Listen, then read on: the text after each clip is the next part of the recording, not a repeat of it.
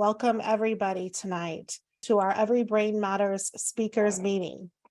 This online group is primarily for people harmed by marijuana who are seeking healing and recovery, but everyone is welcome. We recommend attending Marathon meetings and the Every Brain Matters Climbers meetings, which meet every Wednesday. If you're a family member affected by another person's marijuana use, and attending a Marijuana Anonymous if you are the person struggling with marijuana use. We welcome Kyle. He states that the internet made him believe THC was cool and harmless. He went from vaping Juuls to vaping THC or dab pens. He said his high school bathrooms were always filled with kids vaping nicotine and weed. He became addicted and he became psychotic. It's been a long road for him. He was in psychosis for about 2 years, and he has been diagnosed with schizoaffective disorder. But he's grateful to say that he's feeling better and using tools of recovery from various programs. He currently lives in a sober living community and he pays his own bills. So Kyle, we welcome you tonight. We're so glad you're here. It's been an honor knowing you and seeing you recover. And I'll turn it over to you. All right. Well, thank you, Aubrey. I'm glad to be here. I wanted to do this speakers meeting for a year or two now, so I'm glad to be here. My name's Kyle. I'm an alcoholic and an addict who's sober now. So I've been sober for 20 months. Off everything, but for marijuana, it's been 2.5 years since I last used that marijuana. So, and I want to say I'm only sober today by the grace of God, who's my higher power, by my family, by people like Aubrey, programs that I've been in, Alcoholics Anonymous. A lot of factors have helped me stay sober this long. So, for my story, I want to share what it was like, what happened, and what it's like now. I was a pretty happy kid. Had a good family, active family life. I was always playing sports. Family would go on vacation, so it would seem like why is this kid getting into drugs? So around the age of 9 or 10, I started playing video games, maybe even earlier than that. So I would say video games, I would play for maybe 12 hours a day at some points. I would say that was my first addiction, was the video game. So first time I used marijuana, I was in high school. I was 15, so it would have been my sophomore year.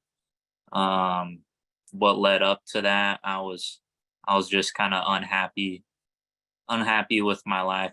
Like I said, I played a lot of video games, so most of my friends were people I met online, and I had no like in real life friends.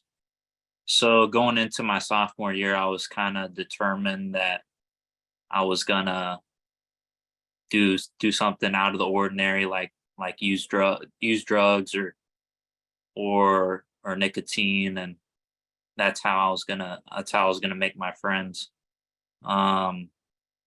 So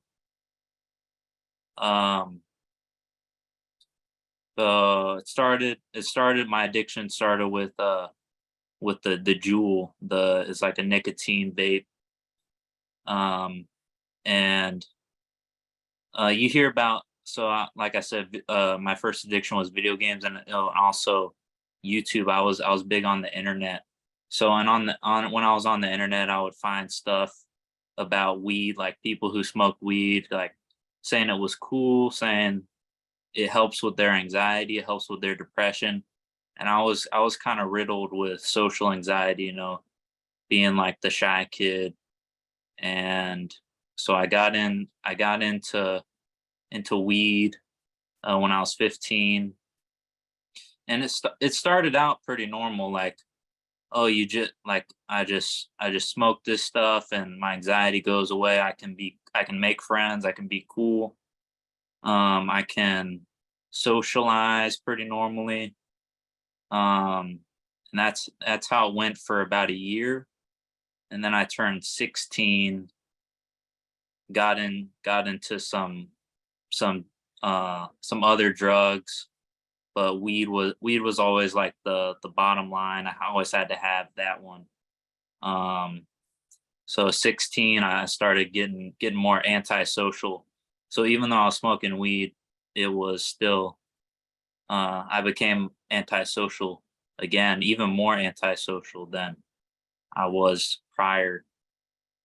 So um things the psychosis really kicks in when I was 17. So um it happened. It was like I was using the dab pens for on and off for about 2 years straight, till I was 17. Um and um and this is in my written story. So I was 17. I bought this edible. Um, Guy put like shatter or some like really high concentrated THC in these brownies, and I had eaten not even a lot of it, just a small piece, and I was hallucinating really badly, like trembling, like shaking, like laying on the ground in fetal position, cause cause these brownies. And so I want to say that's where psychosis really started to take a hold on me. Um and then I got into these Delta 8 distillate pens. So I don't want to tell a war story, but the guy gave me like 30 to sell. I was a horrible drug dealer. I just smoked all of them. So um but when I was smoking those, I would so this is kind of how my psychosis manifested itself. I would be smoking these distillate pens and like sit in my room and watch like government conspiracy videos, or it was either government conspiracy videos or like outlandish spirituality videos and books. And I was interested in that and the afterlife and the just like these these like spiritual tangents I would go on. um and that's what I think this delta 8 THC did to me. I even, like, I would get into arguments with my parents, like, that I was a messenger from God, and that I was here to like save the world or something like that, and that I was getting these messages from God, like God was telling me to smoke this weed and to get into these spiritual tangents these government conspiracies, because I was gonna like save the world with all my knowledge. And that's just how my psychosis manifested itself. And I've watched several of Aubrey's videos on Every Brain Matters, and the psychosis people have is pretty similar in everybody, but it's different at the same time. Um, like this one guy, um, he was also into the government, like ordering all this survival gear and all this all this stuff. Like that was similar to mine. Um,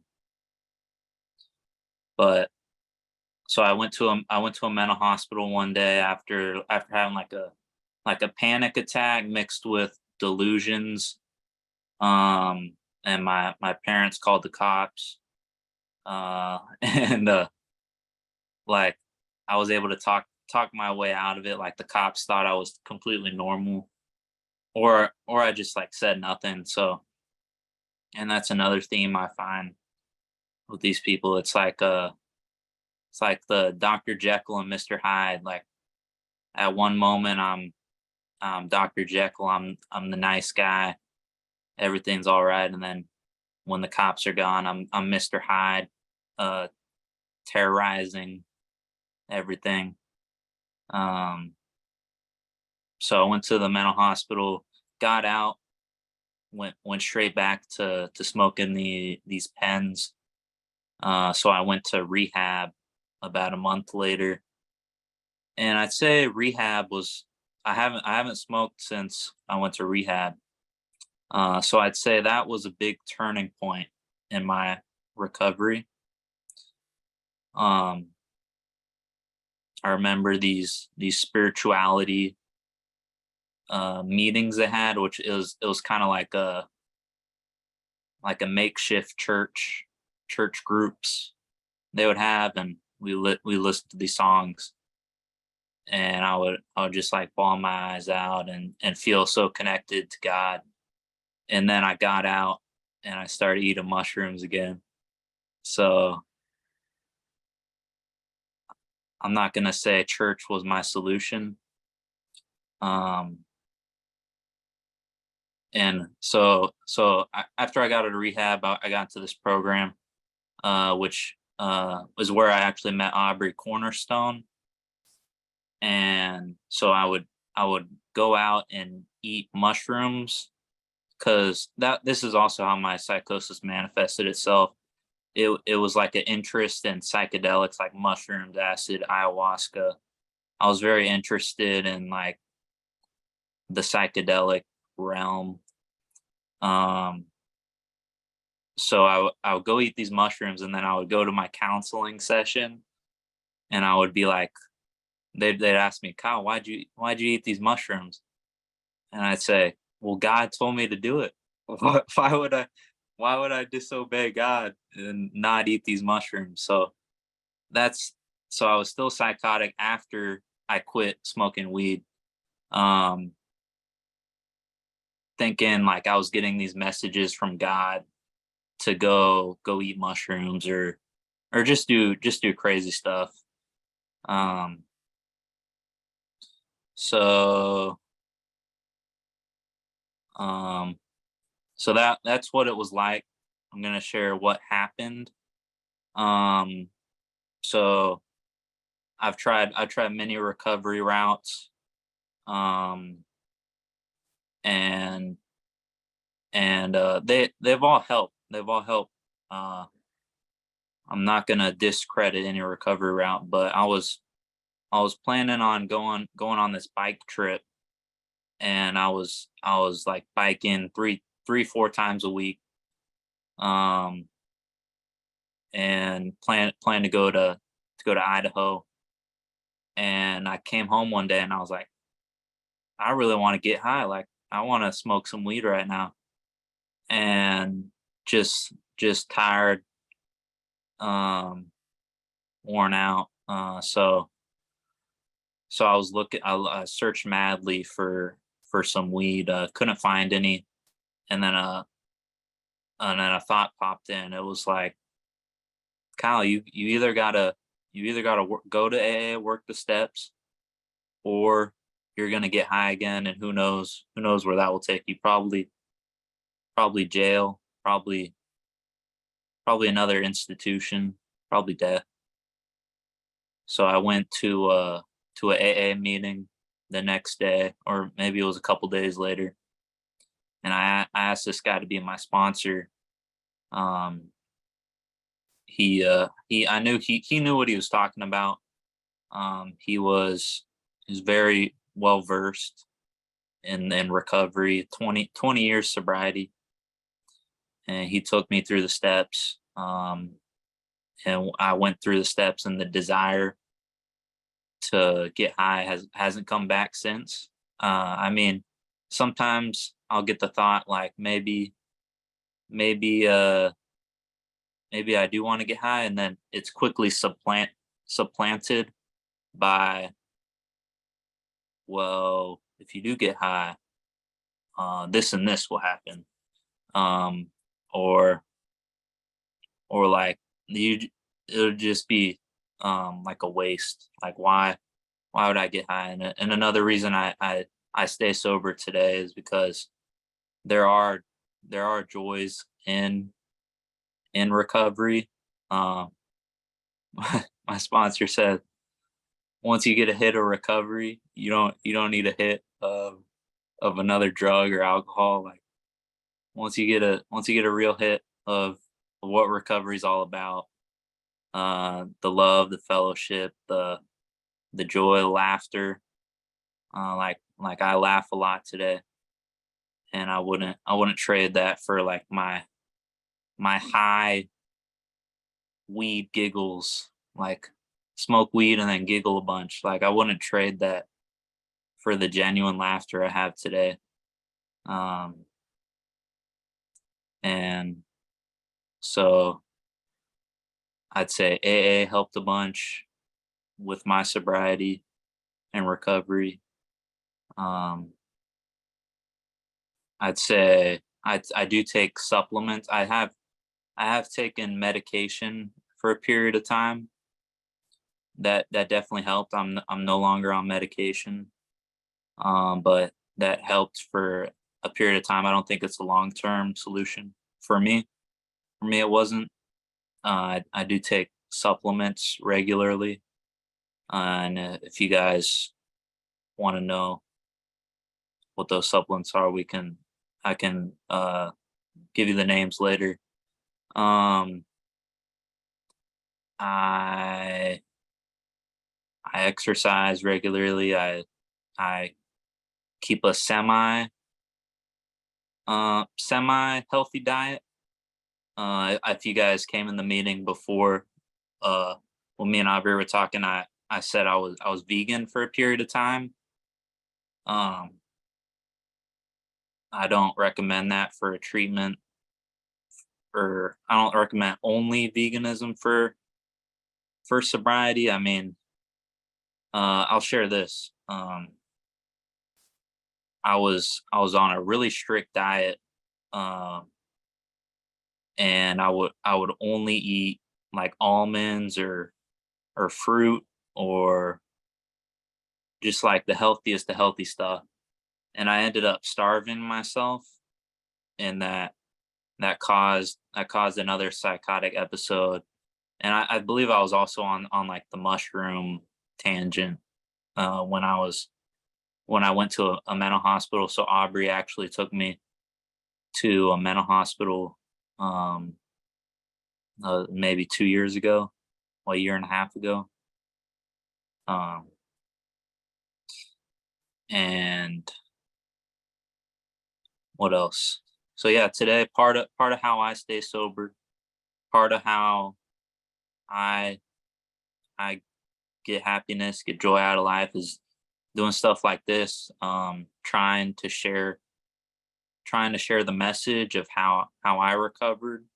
I try to help other people like me who had psychosis or any kind of addiction or alcoholism. Like I said, I mostly go to AA meetings. That's where I do most of my work. I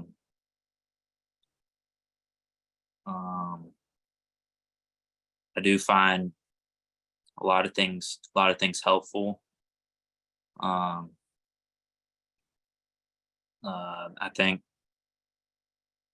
think that's about it. How much time? Yeah.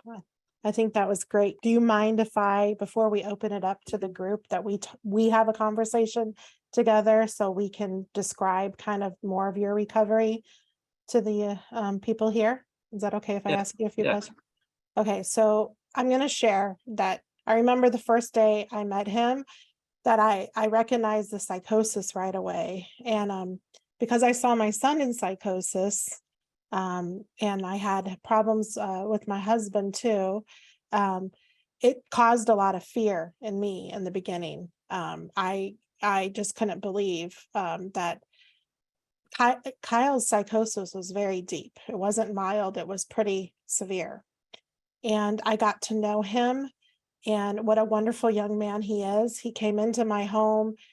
I had a lot of youth in recovery coming in and out of my home. Some we were hosting. I mean, sometimes there would be like 10 kids spending the night. Sometimes it would just be like a couple. But Kyle would come in my house and he was very respectful. Um, he was never abusive to anybody around him or himself. So, the stigma of only, like the violence that comes from psychosis, I just want you to know I never ever saw Kyle be mean to another person or purposely harm himself. Um, he was, I would say, Kyle, and I've said this before, and I don't know if you know, I say this about you.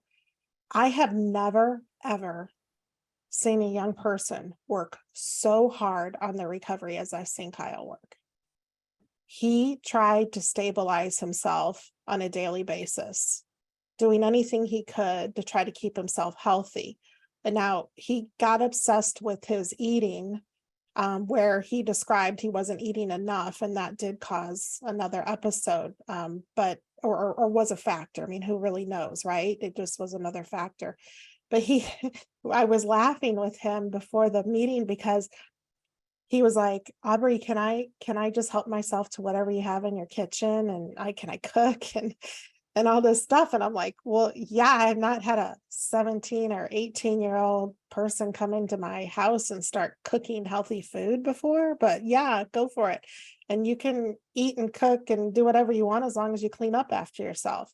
And he did it. And that's what he did. He would cook, he would come into my house and just cook whatever. He was eating a lot of eggs. And unfortunately, one time I had to make him throw some eggs out because I forgot they were expired. But I just never seen a young man come in and then like all the other kids that they weren't in psychosis, I couldn't get them to clean up after themselves.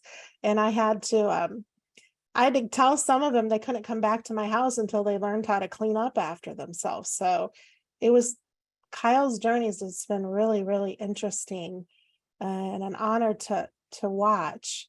And he, for a period of time, we were talking about it earlier too, where he would spend the night, at least one night out of the week, because he had to navigate his program process, where he had to be at a certain time for a meeting or to be in outpatient or to be at an event, yoga or whatever it was. He had to navigate that, all figure out where he had to be while he was still in psychosis.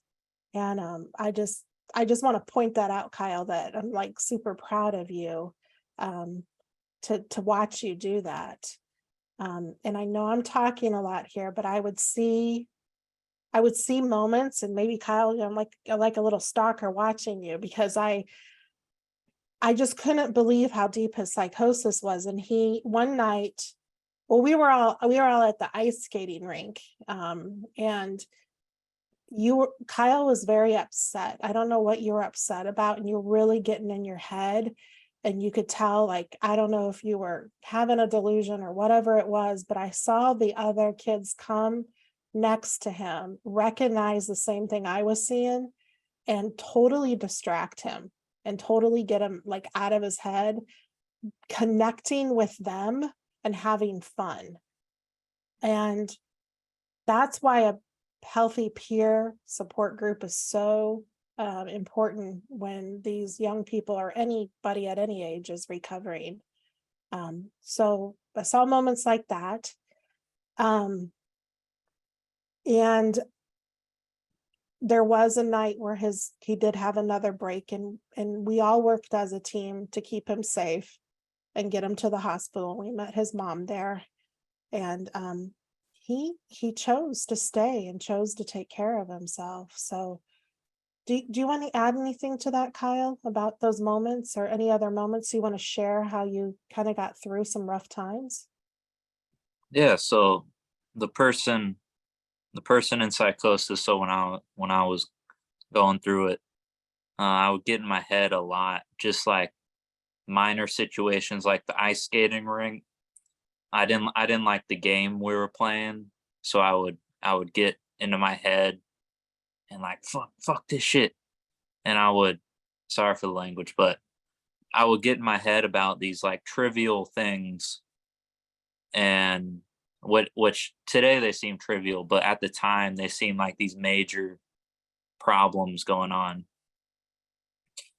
And something else I want to say, that the person who's in psychosis, and this goes for the addict or the alcoholic, they're they're a really smart person. They're not stupid. They're smart when it comes to everything except alcohol and drugs. So, and I think uh um it's good to look at it. It's good to look at addiction. It's good to look at alcoholism as a illness, as a sickness. Like it's a, or the person going through psychosis, like they got a disease like cancer, or like uh like bronchitis. They got a sickness. So I shouldn't be angry at them. Like whenever someone would come angry at me, I'll get really defensive, and it just creates a really negative situation. But when people would come approach me with like love, tolerance, patience, understanding, um, kindness, that it would affect me a lot better. Um, so yeah. And you also had a lot of accountability around you too, right? From your family, from your program, from your peers, from the other families involved. Like a lot of people had to like draw some hard lines around you that probably were pretty uncomfortable, right? So just maybe like, because you weren't always on board with taking medication, right? Oh yeah, I would be the first guy against medication. So I believe that's up to the family, that's up to the person, um, what they want to do. Um, But it definitely, I'm not a doctor. yeah, but it definitely, you were sharing with me, I think we talked yesterday, you were sharing with me that it was definitely something you needed to help stabilize you. Yeah, yeah, it was a part of my story. Medication for maybe a year and a half I was on. So Okay. And now you live in sober living? yeah, yeah, I'm in sober living right now. It's called Oxford. So it's affordable. It's democratically run. It's Can you talk a little bit more about that? Kyle, you were sharing with me how you guys make decisions there. Yeah, so we vote whenever someone wants to move in. The whole house can vote. Do I want this person to move in, or do we not want him to move in? And then if we want, if someone's like causing a ruckus, we can vote to kick someone out. Um, and or if someone relapses, we've had two relapses. They just get kicked out automatically. Um, so one of my roommates actually, um, he was in Cornerstone. You might know him. I'm not gonna drop his name. But he relapsed on THC, and I could tell he was going through some like psychosis. He was talking about like, I got to meditate and reach these like transcendental periods of meditation, he was just on this like really spiritual um high or whatever from the THC. So when you think of THC, and it doesn't affect everybody that way. Like I'd say 1 in 10 people, maybe it's more than that. Maybe 1 in 10 people can be susceptible to psychosis or schizophrenia. I was talking to a guy the other day. He was like, um, I didn't have any crazy reaction to weed. It just like chilled me out or something like that. But this other person, they would see hallucinations on the wall, and they would peep out the window, and um they would say crazy stuff.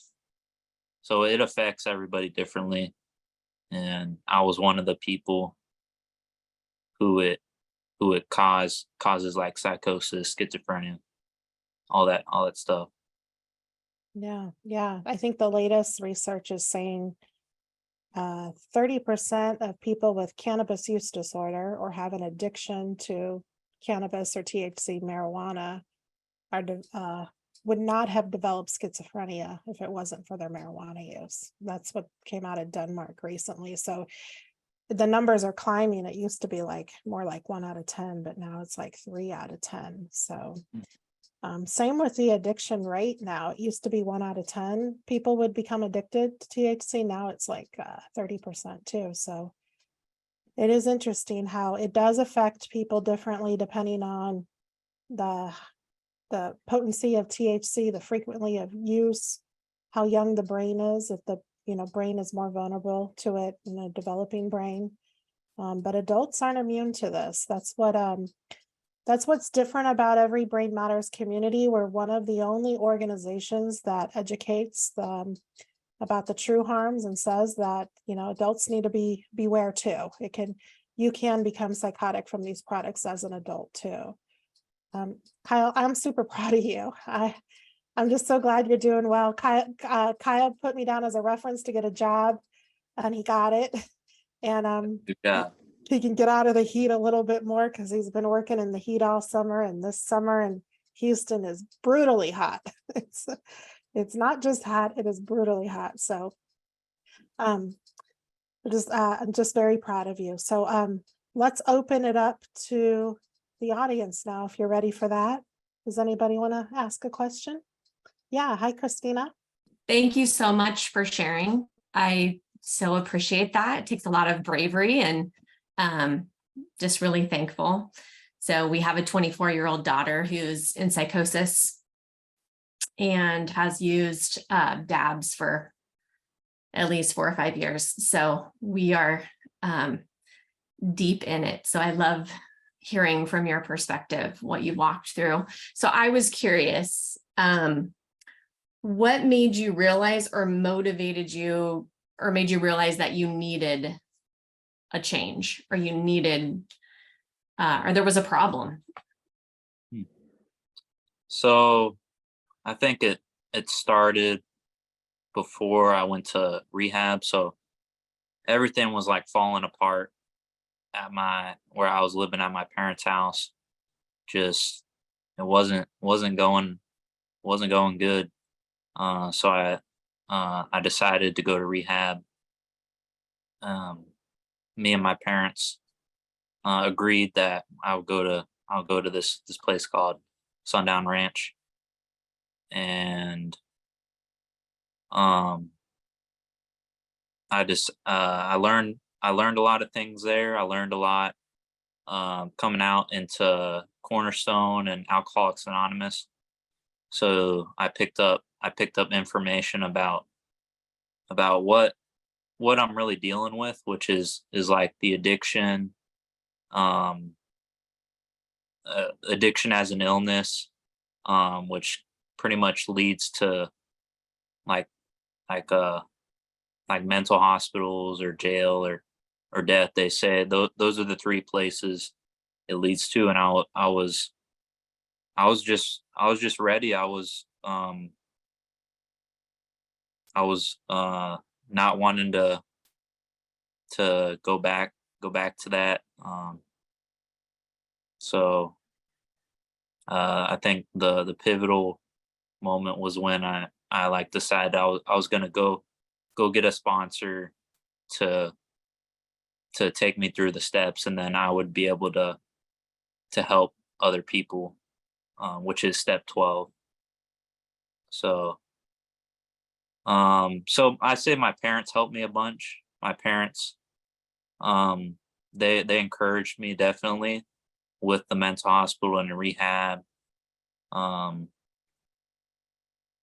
so they played a huge part in getting me to the point where I could want it for myself. So Yeah, I was saying that my husband, my son is under medication right now. He has been clean for 9 months, and he's a lot better. But I feel like he's not totally himself. He is I mean, he's 21, and he's like a 14-year-old. Six. He doesn't have the motivation. I heard that sometimes it takes some time for to. Did that happen to you, Kyle? Did you sorry, what was understand? the question again? Did it take a long time for you? What I think she's talking about the time frame where her son, she said, has been sober for 9 months. Yes. But he's still not the same. And could you talk a little bit about that with your circumstances? Yeah, so like I said, I stopped using THC, and the psychosis kind of lingered for me. It wasn't as bad as while I was smoking THC, but after I stopped, it would linger with like whether it was paranoia, delusions, fear, just kind of ties into paranoia. But it would linger for I'd say 2 years before it like fully went away. 2 years. So I'm sorry to interrupt you. I mean, were on those 2 years, were you still taking medication Yeah, I was for the psychosis? I was on medication for about a year and a half, 2 years. So, but I was also doing other stuff like working with counselors, working therapy, working in a 12-step program, doing a bunch of stuff. So it could I know some guy, it took him 4 years. So I'd say the more factors, like the more how do you put it? The more recovery I'm throwing at psychosis, the faster it'll get better.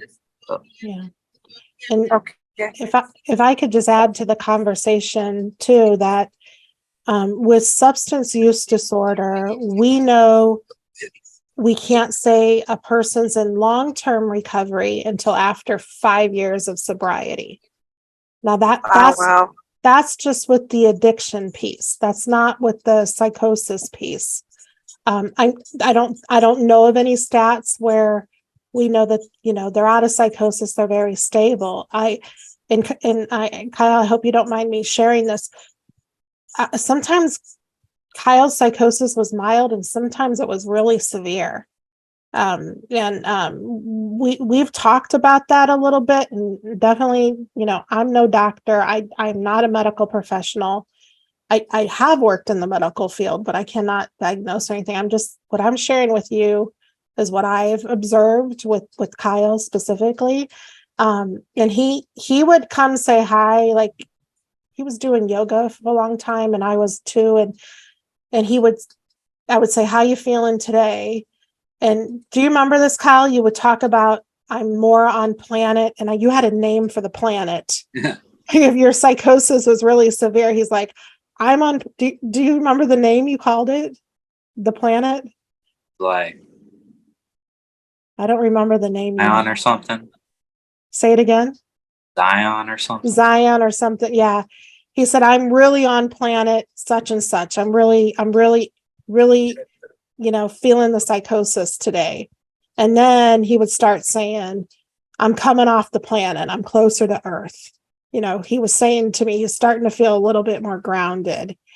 And we talked about the night he had the other break that he was not eating. So he was burning fat in his body, and the THC could have been re-released, but I didn't know. Like he shared that he was doing mushrooms too. And at that moment, I didn't know. I just knew that I had walked into IHOP that night and saw him, and it just instantly, like, he's having a hard time. He's in severe psychosis and he's not, it was a very stimulating environment, and I could see him struggling. And his other peers were sitting with him, talking to him, trying to support him, but he wasn't coming down. Like he wasn't being grounded, and he wasn't stabilizing to the point where he wanted to take off. Like he wanted to just get out of there because he was suffering so much that night. And so we were talking about that he just wasn't eating appropriately. And that was part of his psychosis too. He kind of was fixated on where he only could eat certain foods and stuff like that. And I remember coming in going, you need to get some fat, Kyle. You need to get some fat. Like you should have had some bacon there with the eggs. So is that okay if I said all that? So hang in there, Veronica. And Yes. And this is a lifelong, this is lifelong disease. It doesn't go away. Once a person experiences even one episode of psychosis, they're changed, that person's changed, the family's changed. I know when I saw these symptoms in my son, it changed me forever that day. Like I just did not realize that marijuana could do this. And I just remember feeling devastated, very fearful. What does my son's future look like?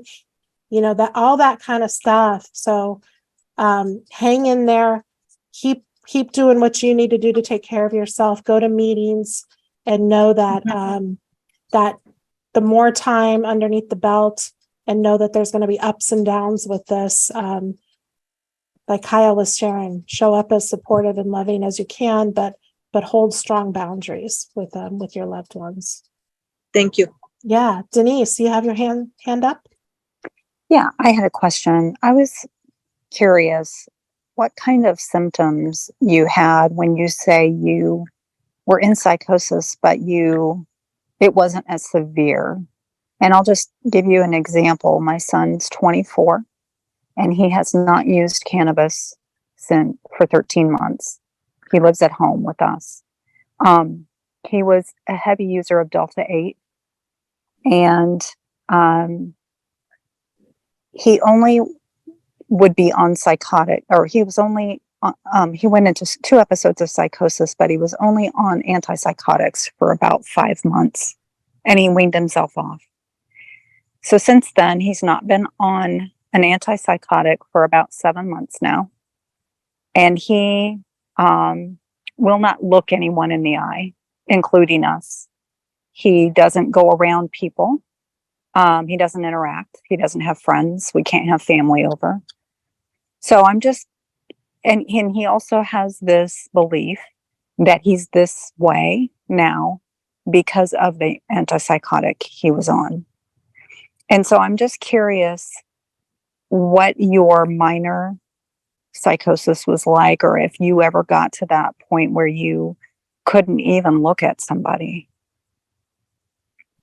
Yeah. So I mentioned earlier, it's kind of like I was in my head, like thoughts going at 100 miles an hour in my head, like whether it was paranoia, um mostly paranoia, fear. So I describe it as like being in my head, and then having a peer group um of like people who are sober, people in recovery help me like to get out of my head. Yeah, I would just describe it as as like like that. Right. He spends a majority of his time either on his phone, playing video games, or watching TV. And so it seems, I mean, he's always on his phone no matter what he's doing. And it's almost as though he's trying to escape in a way. And so that kind of, when you said that you were in your head, it seems to me that that's where he's at. He doesn't spend a whole lot of time talking and interacting, unless we ask him a question, and then he'll just answer a short yes or no. He doesn't get too deep into conversation. So it sounds like he may still have some psychosis that he needs medication for. Were you on quite a bit of antipsychotics, or were you just on one specific one and it just seemed to work? So it for me it worked best when I was just on one singular antipsychotic. But again, I'm not a doctor. That's just what worked for me. I was on one singular medication for about a year. Decided to get off of it, and that I would do like supplements,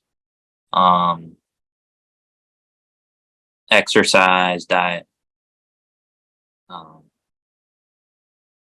then of course recovery work, which is like 12 step programs, Maranon, Marijuana Anonymous, Alcoholics Anonymous. Just getting around people, like um, getting around people would help me get out of my head.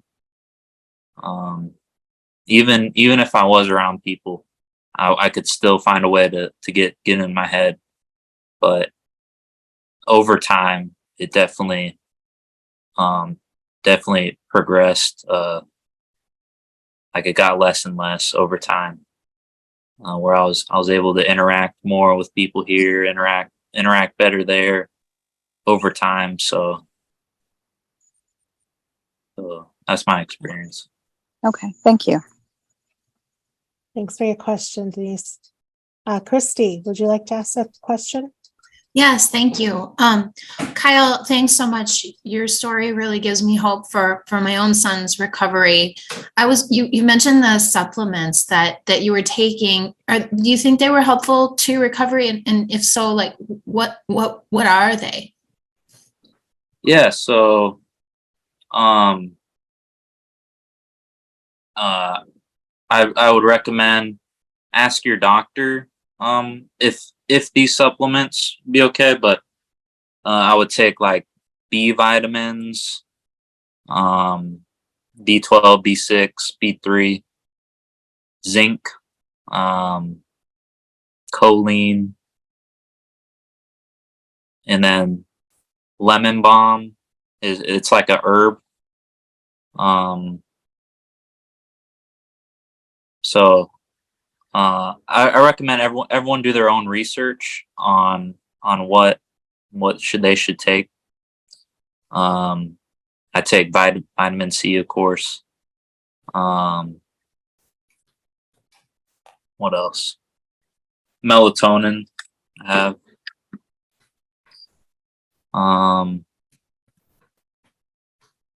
So I just did a bunch of research on what supplements are good for what supplements for psychosis, supplements for schizophrenia, supplements for whatever. And I kind of just threw together my own routine. So. Okay. All right, thank you. I hadn't thought to do a search for supplements for psychosis specifically, but that's a great idea. Thank you. No problem. Do we have anybody else who would like to unmute and ask a question? Otherwise, I can read some of the comments in the chat. I don't know if you can see them, Kyle, but it says, thank you so much for sharing your story. I'm so happy that you've achieved recovery. Do you feel like you are back to your baseline self? I mean, for instance, your personality, your cognition, your ability to socialize and read social cues, etc. So kind of goes back to,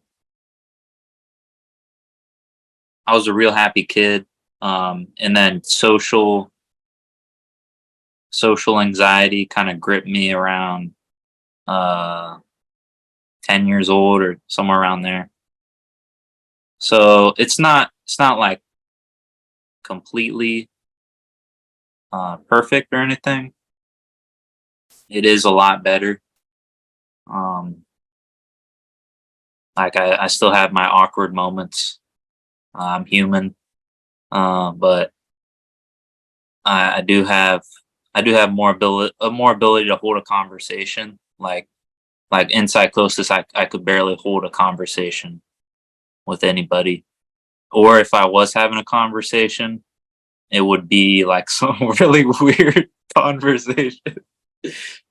That's how it was. It was just like I would talk about weird topics,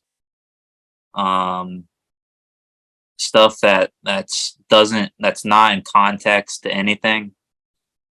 So I definitely say that my brain has started coming back better. So Thank you, Kyle. And Greg I know he's from Hawaii. Hello, Greg. He says, good job, Kyle. Thanks for sharing your struggles and triumphs. Your story helps others. Keep up the good work. And then Elle, hi, Elle. So good you're here. She says about 50% of those experience a cannabis psychosis also have, and I hope I say this right, anosognia. I say it wrong. That's why I don't say the word that often, meaning that they are unaware that they need help, right? No matter what you say or do with them, they're going to deny that they need help, that they're in psychosis. So thank you for bringing that up, Elle. That is so true. Such a good point. Let's go to Mike and Maria. They have their hand up. There you go. Hi, Kyle. I just wanted to say thank you for sharing your story. Hearing that has given me so much hope for our 21-year-old son. And congratulations, because just watching the struggles that my son has been experiencing, trying to stay sober, the fact that you have been sober or you said away from marijuana for 2 years, and good for you. It's just, it's so impressive to hear your story. So thank you very much. Yeah, thank you. Awesome. Okay, and Peter says, thank you, Kyle. And Karen says, thank you for sharing. Do you have a peer group that you can recommend for a 20-year-old? Karen, where do you live? If you're in the Houston area, I mean, New Jersey. New Jersey, okay. Hello. Oh, Okay. So I'm here with my husband, my sister and my father. My 20-year-old son back in February had his first psychotic break. He was 19 at the time. It lasted for, I mean, looking back and learning from everything that you talked, I'm sure he's in psychosis for 6 months or longer. He managed to try to get help, found himself in jail for 6 days where he was beat severely by the guards there because he was in psychosis. When he was released, we took him to a hospital where he spent 21 days, first voluntary, then flipped to involuntary. And then we got him to a rehabilitation center for a month. So he is home, he's on medication, he's compliant with his doctor's visits, his psychologist, I can't talk, I'm getting upset. And anyway, 6 months sober, going through a lot of PTSD, first psychotic break. Marijuana smoking started in high school about his junior year, dropped out of college, car accidents, whole bunch of stuff going on with him. He's trying really hard to stay sober. He has what Veronica said, he behaves childlike. He's 20 and I say he's in his 5-year-old shoes right now. And he also does what Denise's son does. He doesn't really talk much or do anything. He's stuck on his phone all the time. So we're battling. We are battling, but we're in New Jersey. I signed up for this meeting. I found you from Johnny's ambassadors site when I was researching that. So we're just looking for people in our same shoes, peer groups, something. I don't know how interested he would be, but I was just looking for information. Yeah, so I wanna talk about you said he's childlike, and someone else said that too. So there's a book called Alcoholics Anonymous, and I don't think it's in this book, but it's in one of their literature books. They did a doctor in the 1900s did a survey of what traits are similar in these alcoholics. And you can replace alcoholic for addict, replace alcohol for marijuana.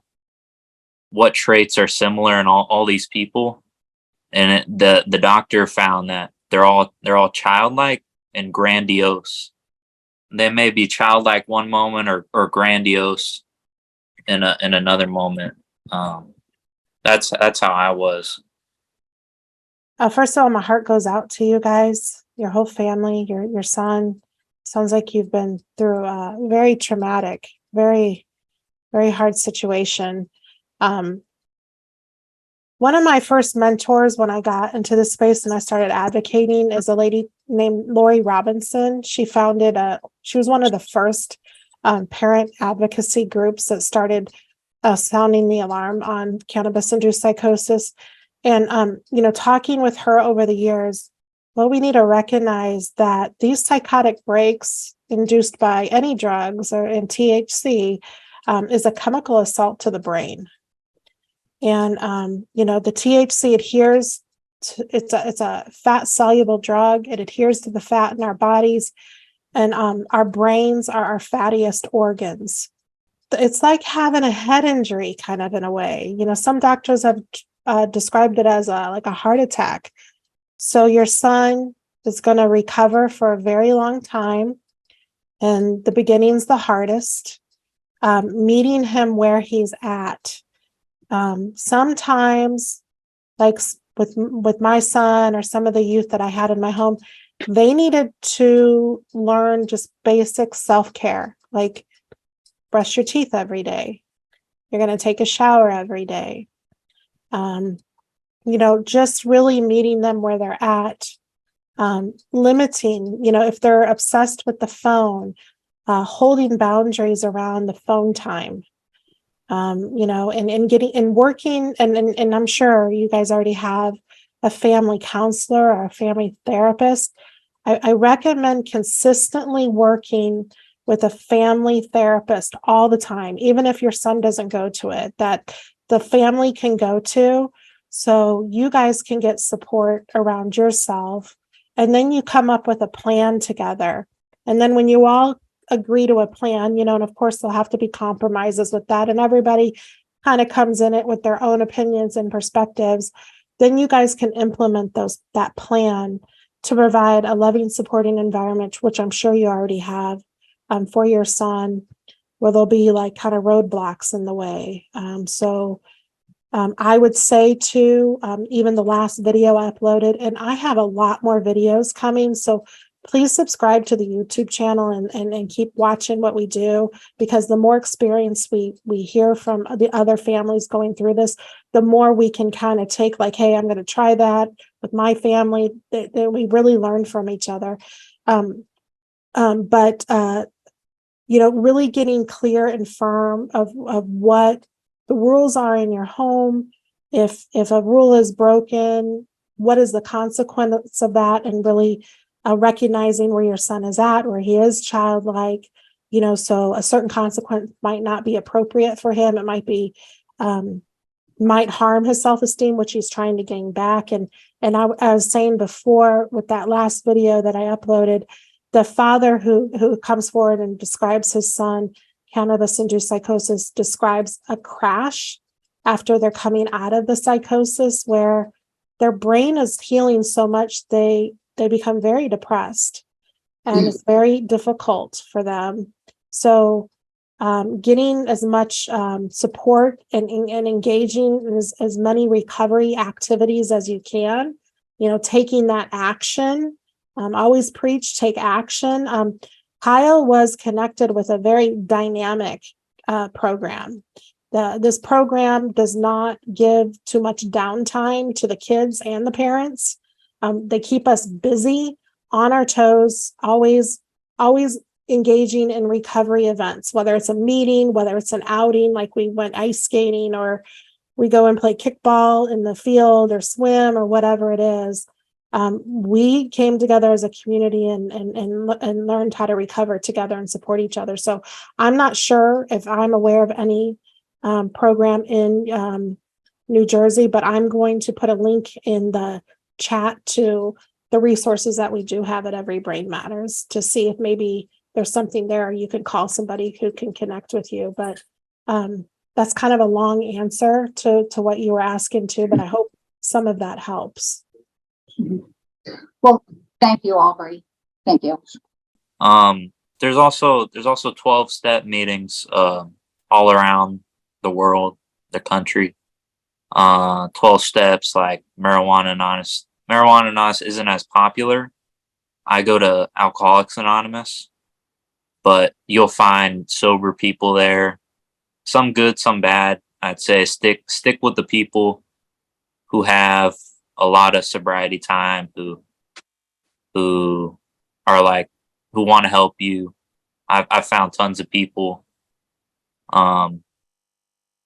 in Alcoholics Anonymous who've been vital to my recovery. And also if that doesn't work, churches, I don't know if it's up to whoever's whatever religious preferences you may have, or none at all. Church or what, something like that can be a good peer group. Thank you, Kyle. Bart? Yeah, hi. Thanks so much, Kyle. I have so much respect for you and so proud of you. So thanks for helping others. Really appreciate it. And yourself. Yeah, you're really impressive. One of the things that, unfortunately, as we probably know, that you want to pick a therapist that, your first question might be, would probably be, do you feel that THC is a serious drug and can do a lot of harm to people? And of course, if they say, oh, it's not that big a deal, then of course I wouldn't go to that therapist. Yeah. But, and then of course, there's Al-Anon too from family members. There's Maranon, which is more specifically marijuana. but that's for family members of loved ones who are having an issue with marijuana. And so I'd recommend that for support for loved ones too. Thank you, Bartz. Sure. Yes. And then there's another comment here. It says, did I get that one? Oh, hi, Kyle. Thank you so much for sharing your experience. So proud of you and encouraging. Do you think you need to make amends, step 8, with the people whom you spoke with, had conversations that had no context when you were in psychosis? When I part of my amends, like my sponsor didn't tell me, like, go make amends to the drug dealer or to a friend you smoked with. It was mainly family. Like, who are people in my life who've been rooting for me my whole life, who I just treated horribly. Those are the people I need to make amends to. And then another question, do you need to go back to friends or acquaintances with whom you interacted with when your brain was in psychosis? No, I have a completely different set of acquaintances than before. I keep in contact with family, of course. Close friends. But like people I smoked weed with, I wouldn't go contact them or anything. Yeah, we were talking that if anybody has seen Dominic's video, Kyle and I were joking about him earlier because he has matured so much. He was such a crazy member of the group. And what did he say? What was Dominic's advice to you about doing this meeting tonight? Don't do it while you're sick. Said, don't do it while you're sick. And what did you say? I said, Dominic, you know I'm sick. I got this illness called addiction. Too late. Yeah, because Dominic was coughing through his meeting, so that's hilarious. Of course, Dominic would say that. And Catherine said, really helpful. Thank you. Okay, I think we have time just for another comment and another question. And I know Kyle's he's gonna do some work tonight. I was like, on a Friday night, you're going to work? Yes, he is. Got training tonight. Yeah. I hope everybody knows that there is hope for psychosis. Hang in there. We know this is not easy, none of it. And the best you can take care of yourself, the more healthier you get, which is easier said than done, believe me, I know, the better you can show up for your loved ones. And it's okay to have some boundaries around them. And implement those boundaries. I saw Kyle's family put some strong boundaries around him, and there was some scary times, because he wasn't sure what he was going to choose, but he did. He kept working his program, and he kept fighting for his health. It was amazing to watch. Yeah, I'll share this. Okay. I almost chose homelessness when I was in psychosis. I'd gotten kicked out of like a Cornerstone family's house for psychosis related, just doing weird stuff, like disappearing and telling nobody when I'm gonna be back or where I'm going. And then I almost chose like, okay, I'm just gonna go sleep at a park. And then I had this guy Kieran came and found me. He's like, we're gonna take you home, and so things work out. So. And Kieran shared, him and his wife Jackie shared a testimony. So look for that on the YouTube channel also. It really does. We heal in community. And I hope everybody hears that message. We were privileged to be part of a really dynamic community here in Houston. I hope you can find that in the areas you find there. But I think the peer support for the youth, peer support for the family members, learning to have fun again, taking good care of yourself is the key, and then giving the rest to God. Yep. So God definitely plays a huge part in my own recovery. Step 2 in any 12-step program is came to believe that a higher power could restore me to sanity. So I know I was definitely insane, had psychosis. So came to believe I came to believe that a higher power could restore me to sanity. That's they call that the cornerstone, like the foundation.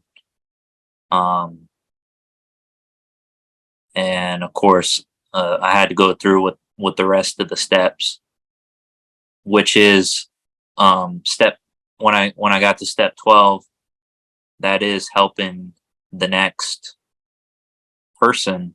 So